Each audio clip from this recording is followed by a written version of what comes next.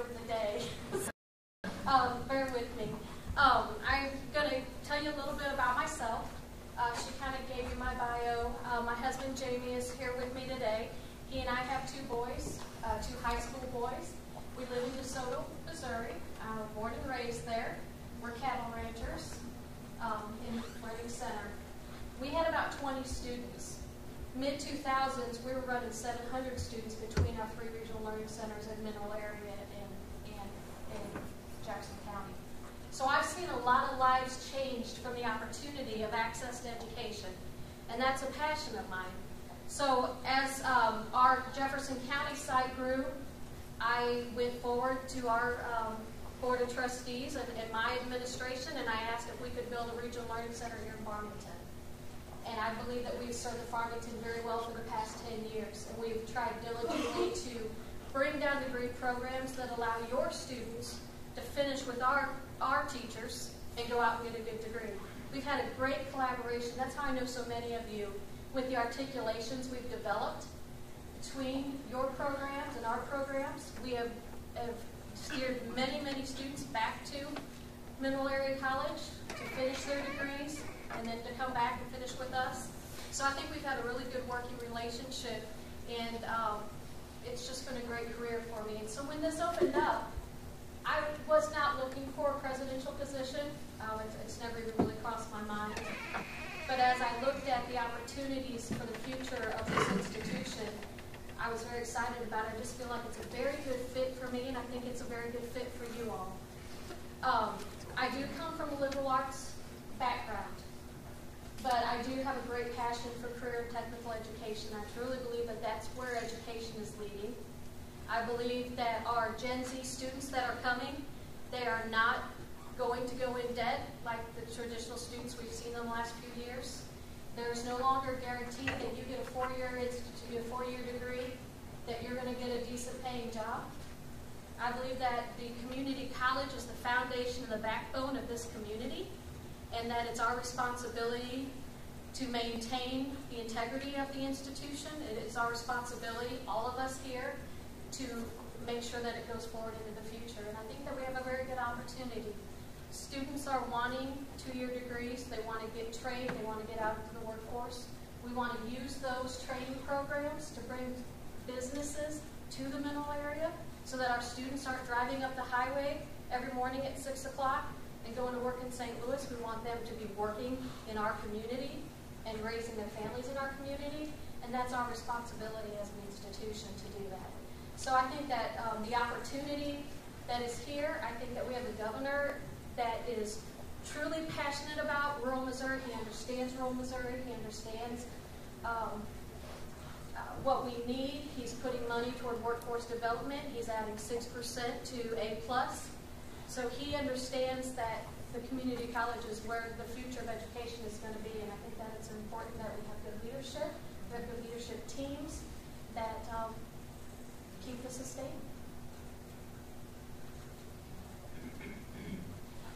Dr. Henry, the following questions were submitted by our employees, students, and community members.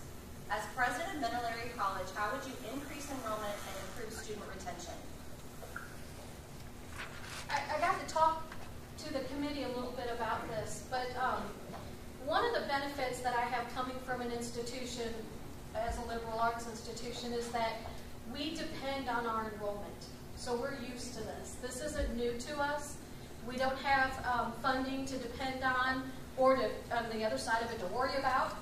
We are responsible for our enrollment. So we've been very innovative, very creative, and very maneuverable and flexible to get enrollment.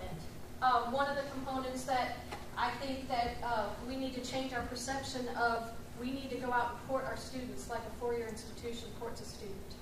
We want them to think that Mineral Area College is the place that they want to be and that we want them here. No longer do we sit back and the doors are open and our community comes in. We have to find ways where we are actively recruiting and courting them. The Gen Z, now we're not just dealing with Gen Z at this institution, we're dealing with post-traditional adult students and Gen Z, but those students are the first ones coming through our door that are 100% digital native. If they want information, how fast do they want that information? They want it immediate. And in education, we tend to think, okay, well, it takes time to do these things. It takes time to make these changes, but that's not the world that we're living in right now. And Gen Z sees that they want immediate answers. So if they're on your website, and they log in that they're interested in an electrician program, okay? And they go online, they do it, they need to be responded to immediately.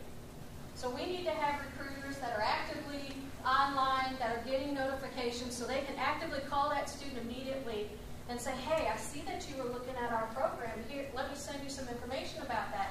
And then immediately, one day later, they get an email that's already set out for that program that talks to them about it. And you just constantly give them information, because the first 3 institutions that they're going to talk to are going to get them. So the first 3 that give them immediate response are the ones that they're really going to be considering. And we're not just competing with students in our area anymore.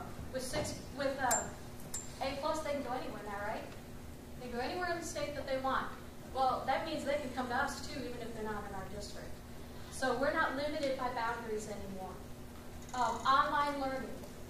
Online learning is vital. Is it for everyone? No, it's not. It's a modality that we choose, but it is vital for those to make education accessible so that they can zoom in through video to meet with us, to talk to instructors. Those are the types of things that are going to appeal to students. Another thing is our programming. What innovative programs do we have that other institutions are not offering? Those programs will not only draw on students, but they'll also draw on businesses that will come down here, because we're training the students, we're training the people for their jobs, and then that will in turn bring them down. So those are some avenues of enrollment that we need to be looking at. What are some of the unique challenges facing rural Missouri, and how do those challenges impact Mineral Area College? Can I write a list? There are so many things. One thing that really affects me at my house is high-speed internet. Anybody else have that trouble at your house? Okay. Why do we not have high-speed internet? I don't know. Though that's money, socioeconomic. They're not going to pay for a 4-year institution anymore and just hand over money, hoping that that degree is going to get them a job. We have an advantage there, right? So that's a positive. That's an opportunity for us. We have lack of transportation. How do we address that? I went by the food bank today. That's incredible. But isn't that sad that that's a component that we have to have? So funding is always going to be an issue with us. So how do we make it affordable? How do we keep it affordable for our students? That's a key thing. So those are the different things that are going to really impact us in the future, and especially state funding. Why are you interested in becoming MAC's president, and why right now?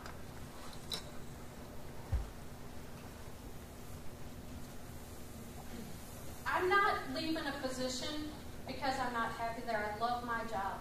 And obviously I've loved it for a long time because I've been there for 20 years. And I've been able to make a significant impact in my community. But I feel that that impact is limited at this time. I think that the future of higher education is going to fall with the community colleges. I believe that that's really going to be the avenue to serve the students, and it's going to make the greatest impact in my community. And this is my community. And I wasn't looking for a presidential position. Like I said before, it's not a stepping stone. I'm not moving. I live on a family farm. You don't just pick and move that up easily. So this is where I want to be because I feel like I can serve this community, and I feel like I would be a good fit. Recognizing we all have some limitations, what characteristics or qualities might hamper or enhance your effectiveness as president? And if we learn from our mistakes, can you mention an honest mistake that taught you an important lesson and how you confronted the consequences of that mistake?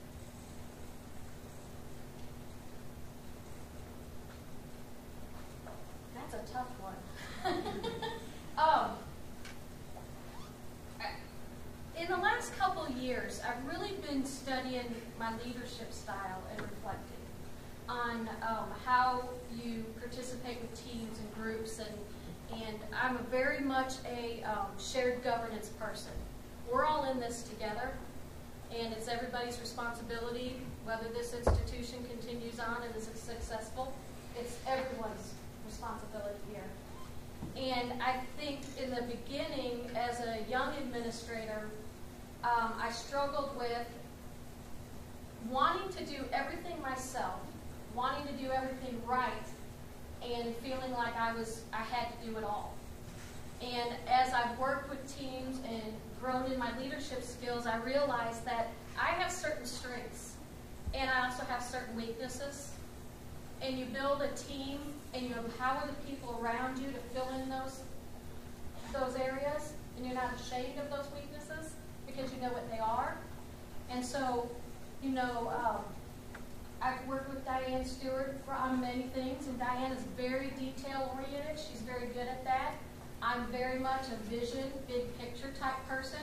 So she and I would work very well together because she can pick up where I'm weak. So those are the things that I think that I've learned as an administrator over the last few years on how important it is to empower your team and their skills and abilities and let them fill in the gaps where you're somewhat weak. Briefly describe your experience in local economic development. Honestly, I don't have a lot of experience in local economic development. My job did not really warrant me that, but that's not an issue that I would have any trouble with. I'm very passionate about this community. I'm passionate about the businesses we can bring to this community. Mr. Landrum and I were on the chamber together many years for Farmington when we first came down here from the middle area, and we talked long and hard about how we can develop and bring businesses here, and it's definitely a passion. I think that is a role and responsibility of the institution to work with the community, to bring in businesses, to bring in jobs, and to train people for those jobs so they can make a living wage here in the middle area, and they can raise their families here, and they can stay here, and they don't have to drive up the highway every day. $5,000 sign-on bonus to drive a truck in St. Louis. Why can't we contact some of the business up there and say, hey, we've got some space to house some students. Why don't you send 30 of your prospective employees down? We'll train them here. We'll put them in our dorm for a little while. Those are some creative ideas that we need to be thinking about outside the box. Maybe that's not a good idea, but that's things that we have to explore. So how can we utilize what we're doing to meet the needs of the community? I don't think Shirley liked that. I didn't say a word. It doesn't matter if Shirley likes it, okay?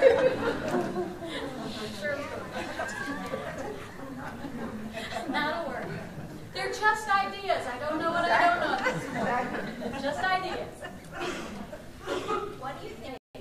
A lot of them are first-generation students. Are we guiding them? Safety is a big issue, and I think we're going to see that get a lot worse. And so the safety and security of our campus and our students and our employees is a key thing. We're going to see a demographic shift, and we may not think that it's going to hit us here, but it is. In 2025, the white student is going to be the minority, and it's going to be Spanish and Asian are going to be the vast majority in the state of Missouri. That's what the statistics are telling us. That's who's going to be graduating from our high schools. So we're going to be dealing with a shift that we haven't had here in the middle area. And so those are some of the things that we're going to be battling. But of course, funding. I am very honored to even be here. I hope that you see my passion for the community and for this school. I think that there's a great opportunity for Middle Area College into the future.